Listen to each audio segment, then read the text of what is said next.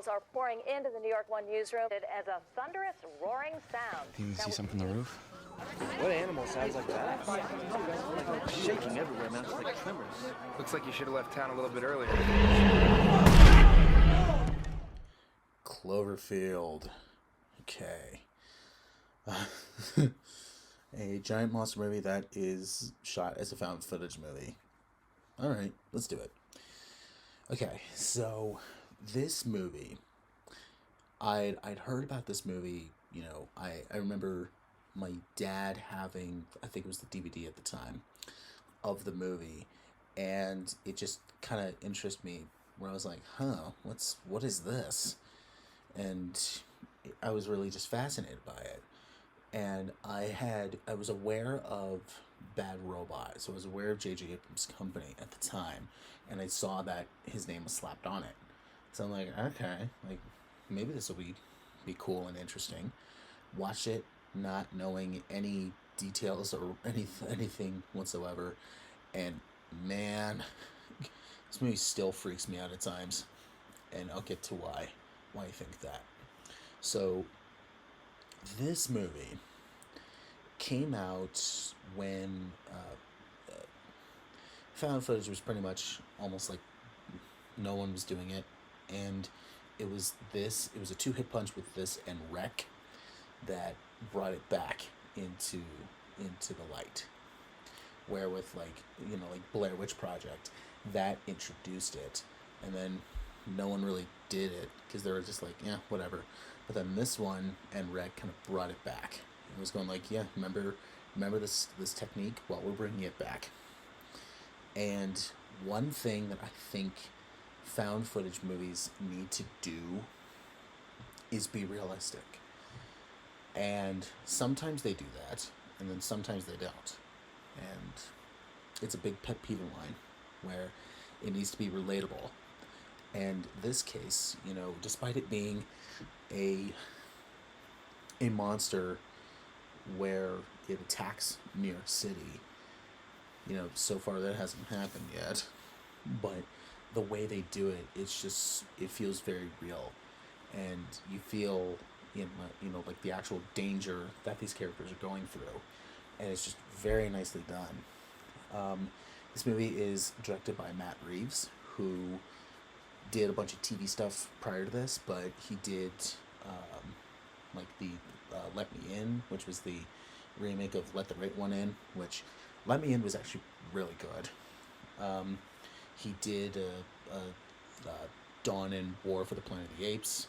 He most recently did The Batman, which was pretty good, and now is currently working on the second one. He and J.J. Abrams, there was a show they did. I can't remember what it was, but they did a show together. So that's how they knew each other, and they were working with each other. And Abrams was promoting, I think at the time, it was Mission Impossible 3 in Japan, and he realized that unlike despite the the 90s Godzilla movie, which is just awful. If you've ever seen it, it's weird and it's awful. Other than that, America has not had their own giant kaiju monster film. So he was pretty much the one that came up with the genesis idea of this, and they were kind of going well, let's take all these all this money to make it look let's shoot it like it's a found footage movie, so that when all this money that we throw at it for the effect stuff, it will actually it costs a lot cheaper to do it, because the way it's filmed, and that's a found footage film. And to me, this, every time I see this movie, it still freaks me out, especially during a tunnel scene. Just the way they built that up was just so good that I'm just like, yeah, nope.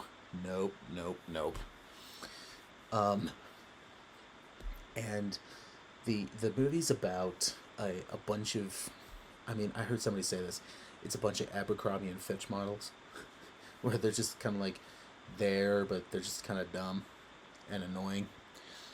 it they're throwing a party for one guy's. They're throwing a go away party because he's going to be leaving the country to go to Japan because of his job. And as the night progresses, all of a sudden, like they start hearing like a giant noise. The it starts getting crazy and crazier and crazy. To then all of a sudden explosion happens and they're freaking out. Then all of a sudden, down their street gets thrown the Statue of Liberty's head, and it's just like, this is not good. So it becomes a survival horror movie where they're trying to escape, and it's really hard to escape when they're smack in the middle of New York City, where there's a bunch of people and a bunch of buildings. So it's quite hard. That's the crux of the movie. One thing that I know a lot of people complained about is halfway through the movie, they make a decision to go with the story, and to me, I think if you don't go with it, the movie's over. And yeah, it I understand why people are going like, yeah, I don't like that part, but it's like, if you don't have that, the movie's over. It's like the same thing, like a lot of people did not like the first like 20 minutes where it's just a bunch of character building and talking. And it's just like, can we, like, let's get to the monster already. It's like, I don't think if you had that 20 minutes, you won't have the movie. Because then what if it drops it like smack in the middle of, destruction? It's just like, who are these characters? What is going on?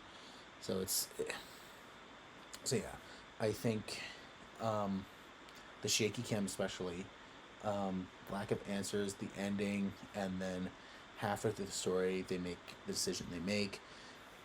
It bugs people.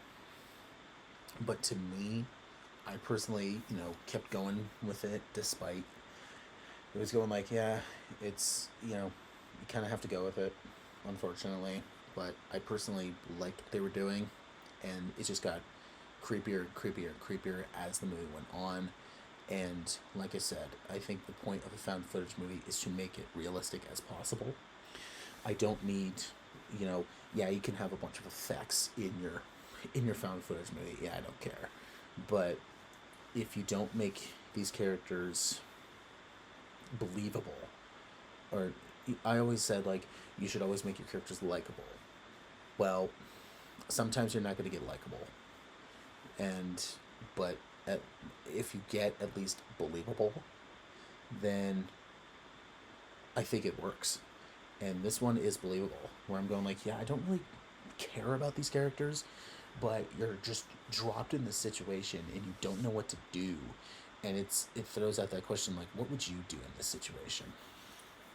And yeah, you just like, you don't know what to do. You're kind of making a plan up as you go along. You're just like, okay, we have to do this, we have to do this. Okay, but how are we going to do it? I don't know. I'm just making it up as we go. So it becomes that like we don't know what we're doing, but we're figuring it out as we go, and we'll just face the challenges that we face along the way. So it feels very grounded, despite it being a giant monster movie. It feels very grounded, and is still very freaky. There's parts in this movie where I was just like, oh my god, that's just messed up. Like, that's just messed up. Despite it being a PG-13 horror movie, it was just like, wow, that was just messed up. And I've said this before, that PG-13 is honestly a great rating for a lot of horror movies, like with The Ring or Ouija Origin of Evil, where it's like, you don't need to have so much gore to freak people out. You just have to have build-up and tension. And this movie does it really well. And it really established, Matt Reeves as a great director. Which is why I think later on he got, like, Let Me In or the Planet of the Apes movies. and then eventually Batman. He's great director. And then J.J. Abrams, I think I saw Super 8 before seeing this, but yeah, it was kind of a big blind spot. But overall, this may be, a bit what are you thinking? Personally, this movie is amazing because it, the amount of times that I've seen it and it still freaks me out to this day. You get a plus for that. You really do. So good job, Reeves and Abrams. You've kind of almost scarred me. So thanks a lot, guys. Go, go, go!